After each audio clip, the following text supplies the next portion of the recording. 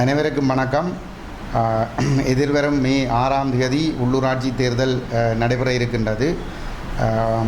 ஒரு குறிப்பிட்ட சில சபைகளுக்கான தபால் மூல வாக்களிப்புகள் தற்பொழுது நடைபெறாது என்று சொன்னாலும் ஏனைய சபைகள் அனைத்துக்குமான தபால் மூல வாக்களிப்புகளும் இடம்பெற இருக்கின்றது. இந்த நிலையிலே நடைபெற இருக்கின்ற உள்ளூராட்சி மன்ற தேர்தலில் போட்டியிடுவதற்காக எங்களுடைய தலைவர் பெருமதிப்புக்குரிய கஜேந்திரகுமார் பொன்னம்பலம் அவர்களுடைய தலைமையிலான தமிழ் தேசிய மக்கள் முன்னணியானது எங்களுடைய இந்த கொள்கை நிலைப்பாடுகளை ஏற்றுக்கொண்டிருக்கக்கூடிய மேலும் சில தரப்புகளை இணைத்து ஒரு மாபெரும் தமிழ் கட்சிகளுடைய ஒரு கூட்டை உருவாக்கி இருக்கின்றோம். குறிப்பாக தமிழ் தேசிய கட்சியினுடைய தலைவர் ஸ்ரீகாந்த் ஐயா மற்றும் சிவாஜிலிங்கம் ஐயா மற்றும் ஜனநாயக தமிழரசு கட்சியினுடைய தலைவர் தவராசா ஐயா மற்றும் தமிழ் தேசிய பசுமை இயக்கத்தினுடைய ஐங்கரநேசன் ஐயா மற்றும் தமிழ் மக்கள் கூட்டணியில் செயல்பட்ட அருந்தோபாலன் ஐயா போன்றவர்களை உள்ளடக்கிய ஒரு மாபெரும் கூட்டை தமிழ் மக்களுடைய அரசியல் விடுதலையை மையப்படுத்தி உருவாக்கி இருக்கின்றோம். தமிழ் தேசிய பேரவை என்கின்ற ஒரு பெயரிலே வடக்கு கிழக்கிலே எங்களுடைய இந்த கூட்டு முன்னணி போட்டியிடுகின்றது. கஜேந்திரகுமார் பொன்னம்பலம் தலைமையிலே அகில இலங்கை தமிழ் காங்கிரஸ் கட்சியினுடைய சைக்கிள் சின்னத்திலே எங்களுடைய அணி இந்த தேர்தலை எதிர்கொள்கின்றது. தமிழ் மக்கள் மத்தியிலே தமிழ் தரப்புகள் ஒன்று சேர வேண்டும் என்கின்ற ஒரு நீண்ட எதிர்பார்ப்பு இருந்து வந்த நிலையில் தமிழீழ விடுதலை புலிகளால் உருவாக்கப்பட்டிருந்த தமிழ் தேசிய கூட்டமைப்பு இன்று சிதறி சின்னாபின்னமாகி போயிருக்கின்ற ஒரு நிலையிலே மக்கள் முற்றுமுழுதாக அந்த தரப்பின் மீதான நம்பிக்கை இழந்திருக்கின்ற ஒரு நிலையிலே இன்று நாங்கள் தமிழர்களுடைய தாயகம், தேசம், இறைமை, சுயநிர்ணய உரிமை அங்கீகரிக்கப்பட்ட அடிப்படையிலான ஒரு சமஷ்டி என்ற அரசியல் தீர்வை மையப்படுத்தியும் தமிழ் மக்கள் மீது நடைபெற்ற இனப்படுகொலை, அந்த இனப்படுகொலைக்கு உள்ளக விசாரணை மூலம் நீதி கிடைக்காத ஒரு சர்வதேச குற்றவியல் விசாரணை நடத்தப்பட வேண்டும் என்ற நிலைப்பாட்டிலும் இந்த நிலைப்பாடுகள் ரெண்டிலும் உறுதியாக இருந்து கொண்டு எங்களுடைய மக்களின் பிரதேச அபிவிருத்தி மற்றும் அவர்களுடைய வேலை வாய்ப்புகளை ஏற்படுத்துதல் போன்ற விடயங்களில் கவனம் செலுத்துகின்ற நோக்கத்தோடு இந்த உள்ளூராட்சி தேர்தலை நாங்கள் எதிர்கொள்கின்றோம். ஆகவே 15 ஆண்டுகளாக இந்த லட்சியத்தின்பால் உறுதியாக நின்று செயல்படுகின்ற கஜேந்திரகுமார் பொன்னம்பலம் தலைமையிலான இந்த பாரிய கூட்டினை, தமிழ் தேசிய பேரவை என்கின்ற பேரோடு வருகின்ற இந்த பாரிய கூட்டை மக்கள் பிரமாண்டமான அளவிலே ஆதரித்து பெருவேற்றி ஈட்டச் செய்ய வேண்டும் என்று எங்களுடைய மக்களிடம் மிகவும் வினயமாக நான் வேண்டிக் கொள்ளுகின்றேன். இன்று தென்னிலங்கையிலே சிங்கள மக்கள் தங்களுக்கு பொருத்தமான ஒரு தலைவரை தெரிவு செய்து அந்த சிங்கள கடந்த காலத்திலே தங்களுடைய தேசத்தை கொள்ளையடித்தவர்கள், தவறாக வழி நடத்தியவர்களை தோற்கடித்து அவர்கள் ஒரு சரியான தலைமைக்கு பின்னாலே அவர்களை பொறுத்தவரையில் அவர்கள் அணிதிரண்டிருக்கிறார்கள். ஆனால் அந்த தலைமை தமிழர்களுக்கு 100% பொருத்தமற்றது, 100 மடங்கு ஆபத்தானது. ஆகவே இந்த வேறுபாடுகளை எங்களுடைய மக்கள் தெளிவாக புரிந்து கொள்ள வேண்டும். ஜேவிபியினுடைய தலைவராக இருக்கக்கூடிய அனுரகுமார திசாநாயக்க தமிழ் மக்கள் மீது நடைபெற்ற இனப்படுகொலையினுடைய பங்காளி. ஒரு ஈவிரக்கமற்ற முறையிலே இறுதிப்போரிலே 1.5 லட்சம் மக்கள் கொல்லப்பட்டமைக்கு பல நூற்றுக்கணக்கான பெண்கள் இராணுவத்தினரால் பாலியல் வல்லுறவுக்கு உள்ளாக்கப்பட்டு படுகொலை செய்யப்பட்டமைக்குரிய முழு பொறுப்பையும் ஏற்க வேண்டியவர்களில் ஒருவராக அனுரகுமார திசாநாயக்க இருக்கின்றார். இவர்கள் தங்களுடைய அந்த கொடூர முகத்தை மூடி மறைத்து என்பிபி என்கின்ற ஒரு பெயரிலே ஆட்சிப்பிடம் ஏறியிருக்கின்றார்கள். இந்த இன அழிப்பு இராணுவத்தினருக்கு உந்து சக்தியாக இருந்து தோல்வியடைந்து இடுப்பொடுந்து ஒடிந்து படுத்திருந்த இராணுவத்தினர் 2000ஆம் ஆண்டிலே விடுதலை புலிகளால் தோற்கடிக்கப்பட்டிருந்த ஸ்ரீலங்கா இராணுவத்தினருக்கு புத்துயிர் கொடுத்து இராணுவத்தினரை இளைஞர்களை படைக்கு சேர்த்து கொடுத்து இந்த மீண்டும் எங்கள் மீது ஒரு இன அழிப்பு யுத்தம் ஒன்று நடைபெறுவதற்கு முழுக்க காரணமாக இருந்தவர் இன்றைய நாட்டினுடைய இந்த ஜனாதிபதி அனுரகுமார திசாநாயக்க. அவருடைய அந்த கொடூர முகத்தை எங்களுடைய மக்கள் சரியான முறையிலே புரிந்து கொள்ள வேண்டும். அவர்கள் தென்னிலங்கையில் ஏற்பட்டிருக்கக்கூடிய மாற்றத்தை ஒரு வாய்ப்பாக பயன்படுத்தி எங்களுடைய மக்களை ஏமாற்றி கடந்த தேர்தலிலே கணிசமான வாக்குகளை அவர்கள் பெற்றிருந்தாலும் கூட அவர்கள் பதவியேற்ற பிற்பாடு தாங்கள் நிறைவேற்றுவோம் என்று சொன்ன எந்த ஒரு காரியத்தையும் தமிழர்களுக்காக அவர்கள் நிறைவேற்றி இருக்கவில்லை. குறிப்பாக அரசியல் கைதிகளை விடுவிப்போம் என்று சொல்லியிருந்தார்கள், பயங்கரவாத தடைச்சட்டத்தை நீக்குவோம் என்று சொல்லியிருந்தார்கள். ஆனால் இன்று சொல்லிக் கொண்டிருக்கிறார்கள் அரசியல் கைதிகள் என்று எவருமே இல்லை என்று சொல்லி. அது மட்டுமல்லாமல் இந்த அனுரகுமார திசாநாயக்க சட்டம் இந்த ஒரு மிக கொடூரமான ஒரு சட்டமாக கருதப்படுகிற இந்த பயங்கரவாத தடை சட்டம் நீக்கப்பட வேண்டும் என்று ஐக்கிய நாடுகள் மனித உரிமைகள் பேரவையும் சர்வதேச மனித உரிமை அமைப்புகளும் அழுத்தங்களை கொடுத்து கொண்டிருக்கின்ற நிலையிலே ஆட்சிக்கு வருவதற்கு முன்னர் அந்த கொடூர சட்டத்தை நீக்குவோம் என்று சொல்லி வாக்குறுதி அளித்திருந்த அனுர அரசாங்கம் அதே கொடூரமான சட்டத்தின் கீழ் மிக கொடூரமான சித்திரவதைகள் மூலம் பெறப்பட்ட வாக்குமூலங்களின் கீழ் கைது செய்து அடைத்து வைக்கப்பட்டிருக்கிற அரசியல் கைதிகள் இல்லை என்று சொல்லுகிறார்கள். அது மட்டுமல்லாமல் அவர்களுக்கு எதிராக அந்த சித்திரவதை மூலம் பெறப்பட்ட ஒப்புதல் வாக்குமூலங்களின் அடிப்படையிலே வழக்குகள் கடந்த அரசாங்கங்களினால் தாக்கல் செய்யப்பட்டிருந்த நிலையிலே இந்த அனுர அரசு வந்த பின்னர் கூட ஒரு நீதிமன்றத்தினால் ஒரு ஒப்புதல் வாக்குமூலம் என்பதற்காக சித்திரவதை மூலம் பெறப்பட்டது என்பதற்காக ஒரு வழக்கு நிராகரிக்கப்பட்டிருக்கிற பொழுது இன்னும் ஒரு நீதிமன்றத்திலே அதே குற்ற ஒப்புதல் வாக்குமூலத்தை வைத்துக்கொண்டு வழக்குகளை பதிவு செய்கின்ற ஒரு கொடூரம் அவலம் நடந்து கொண்டிருக்கிறது என்று சொன்னால் இவர்களுக்கும் இதற்கு முன்னர் இருந்த கோட்டாபய ராஜபக்ச, மஹிந்த ராஜபக்ச, ரணில் விக்ரமசிங்க போன்றவர்களுக்கும் இடையிலே எந்த விதமான வேறுபாடுகளும் கிடையாது. இவர் ஜனாதிபதியாக வந்த பிற்பாடும் அவர் கையொப்பமிட்டு இந்த பயங்கரவாத தடை சட்டத்தின் கீழ் நாட்களை தடுத்து வைத்து விசாரிப்பதற்கான அனுமதிகளை இவர் கொடுத்து கொண்டிருக்கின்றார். ஆகவே அவர்கள் சொன்னதும் செய்து கொண்டிருப்பதும் எதிரான ஒன்றாகத்தான் இருந்து கொண்டிருக்கின்றது. தொடர்ந்தும் எங்களுடைய தேசத்தின் மீது சிங்களமயமாக்கல்களும் பௌத்தமயமாக்கல்களும் நடந்து கொண்டிருக்கின்றது. இந்த தையட்டி விகாரை தொடர்பாக இன்று வரை அந்த மக்களுக்கு அந்த காணிகள் கையளிக்கப்படவில்லை. சர்வதேச சமூகத்தை ஏமாற்றுவதற்கான முயற்சிகள் மட்டுமே நடைபெறுகின்றது. இன்று வடக்கு கிழக்கில் இருந்து என்பிபி அரசாங்கத்திலே தெரிவு செய்யப்பட்டிருக்கின்ற நாடாளுமன்ற உறுப்பினர்கள் என்பிபியினுடைய அடிமைகளாக இருக்கிறார்கள். அவர்களுடைய கால் செருப்பை தூக்குகின்றவர்களாகவும் அவர்களுக்கு பணிவிடை செய்கின்றவர்களாகவும் தான் அவர்கள் இருக்கின்றார்களே தவிர அவர்கள் எவ்வளவு படித்தவர்களாக இருந்தாலும் இந்த வைத்தியர் பவானந்த ராஜா என்று சொல்லுவர் பிரதிப்பணிப்பாளராக இருந்தவர்.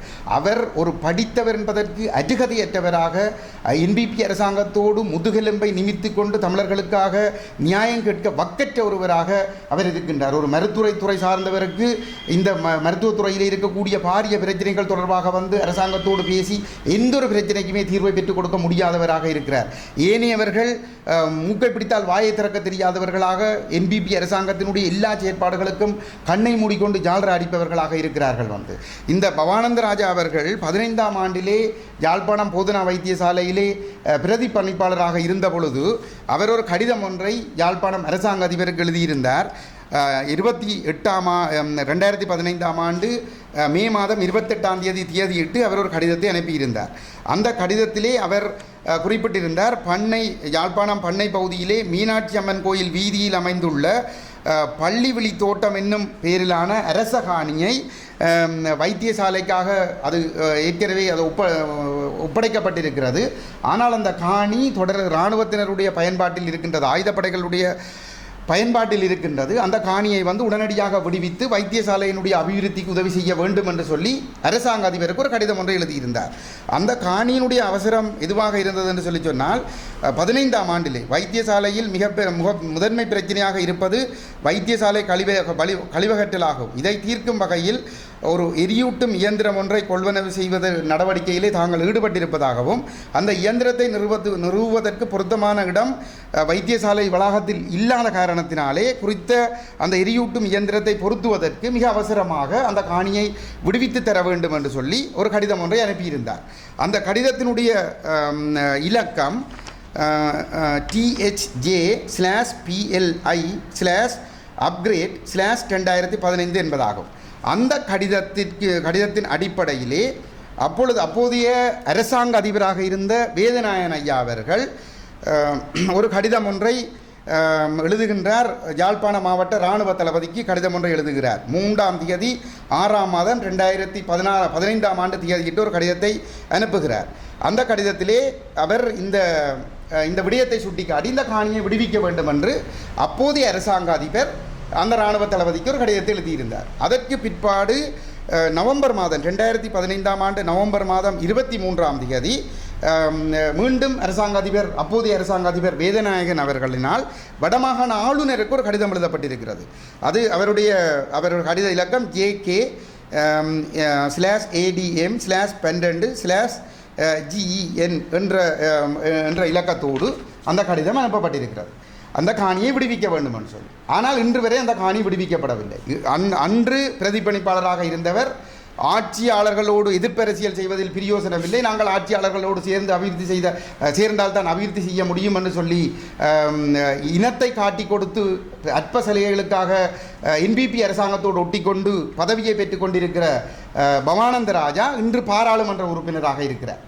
அதே வேளையிலே இந்த ஆளுநர் இந்த என்பிபி தேசிய மக்கள் சக்தி அரசாங்கத்திலே வந்து வடமாகாண ஆளுநராக இருக்கிறார்.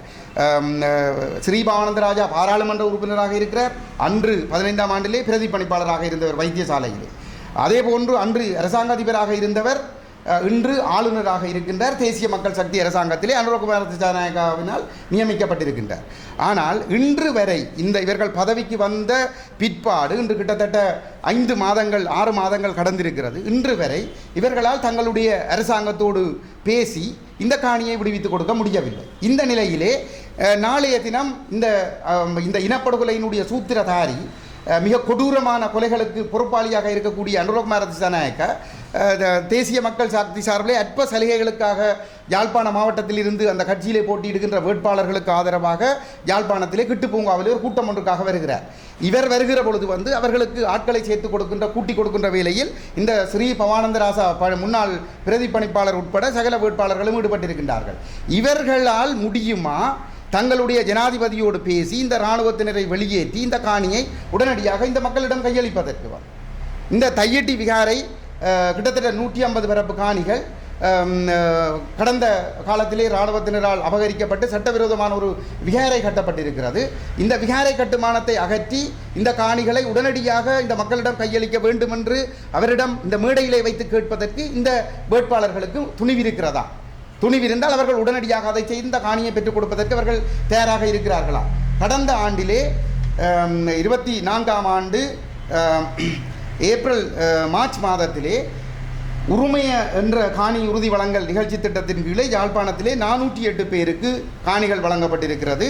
இந்த உயர் பாதுகாப்பு வலய பிரதேசத்திலே 235 ஏக்கர் காணிகள் பங்கிட்டு வழங்கப்பட்டிருக்கிறது. அந்த காணிகளுக்குள் அந்த மக்கள் சென்று வேலிகளை திருத்த முடியாது, காணிகளை திருத்த முடியாது, தற்காலிக கொட்டில்கள் அமைக்க முடியாது, எந்த விதமான செயல்பாடுகளும் செய்ய முடியாது. அது முற்றுமுழுதாக இராணுவத்தினருடைய ஆக்கிரமிப்பிலே தான் இன்றும் இருந்து கொண்டிருக்கின்றது.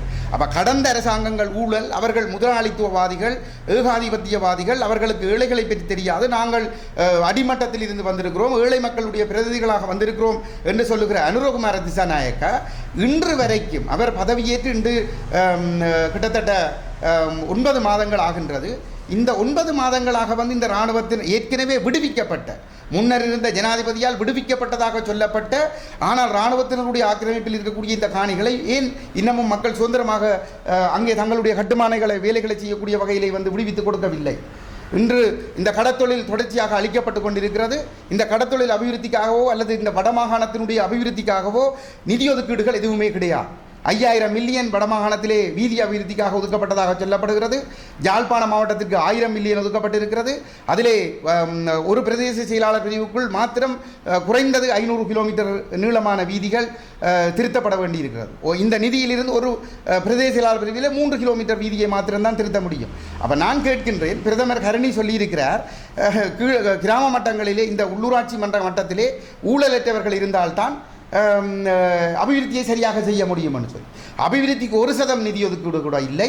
அதுவும் அனுரகுமார திசாநாயக்கா கடந்த அரசாங்கங்களை குற்றம் சாட்டி அவர்கள் ஊழல்வாதிகள், அவர்கள் இனவாதிகள், அவர்கள் இனவாதமாக செயல்பட்டார்கள் என்று சொன்னவர் 35 ஆண்டுகளாக போரால் அழிந்து போன வடக்கினுடைய அபிவிருத்திக்கு நிதி ஒதுக்கீடுகள் இல்லை. முதலில் பொருளாதாரத்தை முன்னேற்றுவதற்கான நிதி ஒதுக்கீடுகள் இல்லை. அப்படி இருக்கிற பொழுது நிதி ஒதுக்கீடு இல்லாமல் எவ்வாறு நீங்கள் உள்ளூராட்சி மன்றங்களை வைத்துக்கொண்டு நீங்கள் அபிவிருத்திகளை செய்ய போகிறீர்கள்? ஆகவே இந்த ஏமாற்று வேலைகளை கைவிட வேண்டும். எங்களுடைய மக்களிடம் நாங்கள் கேட்டுக்கொள்கிறோம். அனுரகுமார திசாநாயக்க தலைமையிலான இந்த என்பிபி அரசாங்கமும் இந்த தமிழ் மக்கள் மீது நேரடியாக இனப்படுகொலையை அரங்கேற்றிய மஹிந்த கோட்டாபய ராஜபக்சவும் ஒரே விதமான சிந்தனை உடையவர்கள். இவர்கள் முற்றுமுழுதாக தோற்கடிக்கப்பட வேண்டும். இவர்களுக்கு மக்கள் வழங்குகிற ஆணை என்பது சர்வதேச மட்டத்திலே தமிழ் மக்கள் தங்களை ஏற்றுக்கொண்டிருக்கிறார்கள். இனவாதம் தோற்கடிக்கப்பட்டிருக்கிறது. ஆகவே இந்த அரசாங்கம் நடுநிலையாக செயல்படுகிறது.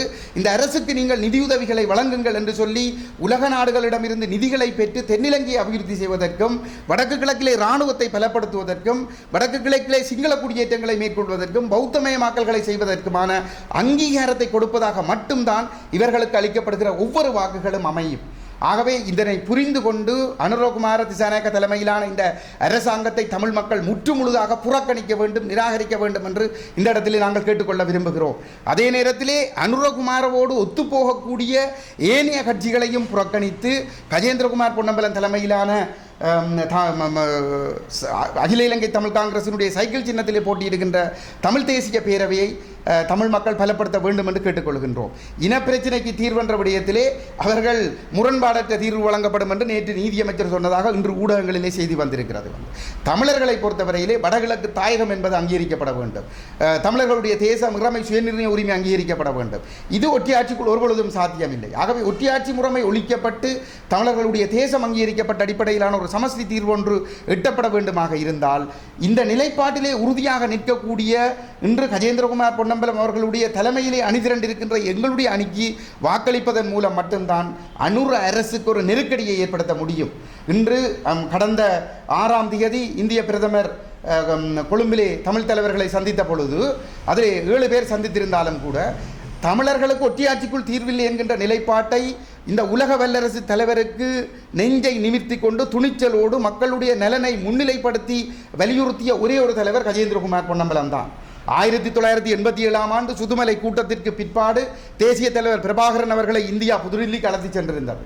அந்த புதுடில்லியிலே இந்திய பிரதமர் ராஜீவ்காந்தியிடம் நேருக்கு நேராக வந்து தமிழர்களுக்கு ஒற்றியாட்சிக்குள் தீர்வு ஏற்றுக்கொள்ள முடியாது, தமிழர்களுடைய தேசம் இறைமை அங்கீகரிக்கப்பட்ட அடிப்படையிலான ஒரு சுயாட்சி வேண்டும் என்பதை வலியுறுத்திய தமிழ் மக்களுடைய பாதுகாப்பான எதிர்காலத்துக்கான தீர்வை வலியுறுத்திய முதலாவது தலைவர் தேசிய தலைவர் பிரபாகரன் அவர்கள். அதற்கு அடுத்தபடியாக இந்தியாவினுடைய ஒரு தலைவரை நேரடியாக சந்தித்து 38 ஆண்டுகளுக்கு பின்னர் ஒற்றியாட்சிக்குள் தீர்வை ஏற்றுக்கொள்ள முடியாது, 87ஆம் ஆண்டு கொண்டுவரப்பட்ட இலங்கை இந்திய ஒப்பந்தத்திற்கு அடிப்படையிலே கொண்டுவரப்பட்ட 13ஆம் திருத்தச் சட்டம் மாகாண சபைகள் என்பது ஒற்றியாட்சிக்குட்பட்டவை, அதை நடைமுறைப்படுத்தல் என்பது இலங்கையினுடைய உச்ச நீதிமன்றம் மற்றும் மேன்முறையீட்டு நீதிமன்ற தீர்ப்புகளின்படி ஒருபொழுதும் சாத்தியமற்றது. 32 தீர்ப்புகள் அதை உறுதிப்படுத்தி இருக்கிறது. ஆகவே இந்தியா அதை கடந்து தமிழர்களுக்கான ஒரு சமஷ்டி தீர்வை பெற்றுத்தருவதற்கு நடவடிக்கை எடுக்க வேண்டும் என்பதை துணிந்து சொன்ன ஒரே தலைவர் கஜேந்திரகுமார் பொன்னம்பலம் அவர்கள். ஆகவே இந்த தலைவரை பலப்படுத்துவதன் மூலமாகத்தான் இந்த மண்ணிலே எங்களுடைய தேச இனத்தினுடைய இருப்பை நாங்கள் பாதுகாத்துக் கொள்ளக்கூடியதாக இருக்கும். எங்களுடைய அபிவிருத்தி என்பது இந்த பிரதேச மக்களுடைய பொருளாதாரம் வளர வேண்டும், இந்த பிரதேசத்தினுடைய வளங்கள் பாதுகாக்கப்பட வேண்டும், இந்த வளங்களை இந்த மண்ணில் உள்ள மக்கள் அனுபவிக்க வேண்டும். கடற்தொழில் என்று சொன்னால் கடற்கரையோரத்திலே குடியிருக்கிற தமிழர்கள் அந்த கடலிலே தொழில் செய்ய வேண்டும், அதில் இந்த வருமானத்தை கடற்தொழிலாளர்கள் அள்ளி எடுக்க வேண்டும். எங்களுடைய மன்னாரிலே மன்னார் தீவிலே கனிய வளங்கள் இருக்கிறது என்று சொல்லி சொன்னால் அதை அள்ளி வெளிநாடுகளுக்கு விற்பனை செய்வதன் மூலம் எங்களுடைய வளங்களை கொள்ளையடித்து எங்களுடைய நிலங்களை பறித்து எங்களுடைய மக்களை அகதிகளாக்கி சிங்கள பேரினவாதம் தன்னுடைய லாபத்திற்கு செயற்படுவதற்கு நாங்கள் இடமளிக்க முடியாது. எங்களுடைய மண் பாதுகாக்கப்பட வேண்டும், எங்களுடைய வளங்கள் பாதுகாக்கப்பட வேண்டும், எங்களுடைய மக்களின் நிலங்கள் பாதுகாக்கப்பட வேண்டும், எங்களுடைய மக்களின் பொருளாதாரம் பாதுகாக்கப்பட வேண்டும், எங்களுடைய மக்களின் பொருளாதாரம் வளர வேண்டும். ஆகவே இது நடைபெற வேண்டுமாக இருந்தால் எங்களுடைய மக்கள் கஜேந்திரகுமார் பொன்னம்பலத்தை பலப்படுத்துவது மாத்திரம்தான் ஒரே வழியாக இருக்கும் என்பதை இந்த இடத்திலே வலியுறுத்தி இந்த தேர்தலிலே கஜேந்திரகுமார் பொன்னம்பலம் அவர்களுடைய தலைமையிலான தமிழ் தேசிய பேரவைக்கு அமோக வாக்குகளை வழங்கி ஒரு மிக பெரும் வெற்றியை எங்களுக்கு பெற்றுத்தர வேண்டும். கஜேந்திரகுமார் பொன்னம்பலத்தினுடைய கரங்களை எங்களுடைய மக்கள் பலப்படுத்த வேண்டும். இதுதான் தமிழ் மக்கள் இந்த தீவிலே பாதுகாப்பான வாழ்வதற்கான ஒரே ஒரு சிறந்த ஆரோக்கியமான ஒரு எதிர்காலத்தை ஏற்படுத்துவதற்கான ஒரே வழி என்பதனை இந்த இடத்திலே பதிவு செய்து கொண்டு யாழ்ப்பாண மாநகர சபையிலே நாங்கள் மிகச்சிறந்த ஒரு முதன்மை வேட்பாளரை நகரபிதாவுக்கான வேட்பாளராக ஆசிரியர் தீபன் திலீசன், ஒரு மிகச்சிறந்த துணிஞ்ச தொழிற்சங்கவாதி தீபன் திலீசன் அவர்களை நாங்கள் முதன்மைப்படுத்தி இருக்கிறோம்.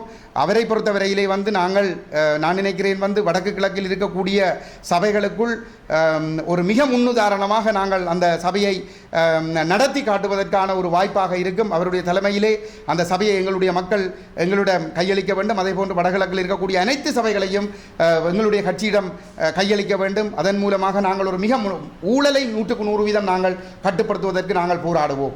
பக்கச்சார்பற்ற செயல்பாடுகளை நாங்கள் உறுதிப்படுத்துவோம். சாதி வேறுபாடுகளை கட்டுப்படுத்துவோம். சமய வேறுபாடுகளை நாங்கள் கட்டுப்படுத்துவோம். எங்களுடைய மக்களை தேடிச் சென்று மக்களுக்கு செய்யக்கூடிய அனைத்து சேவைகளையும் நாங்கள் செய்கின்ற செயல்பாடுகளை எங்களுடைய உறுப்பினர்கள் மத்தியிலே நாங்கள் ஊக்கப்படுத்துவோம். ஆகவே இவற்றினூடாகத்தான் எங்களுடைய மக்களின் இந்த பொருளாதாரத்தை நாங்கள் கட்டியெழுப்பக்கூடியதாக இருக்கும்.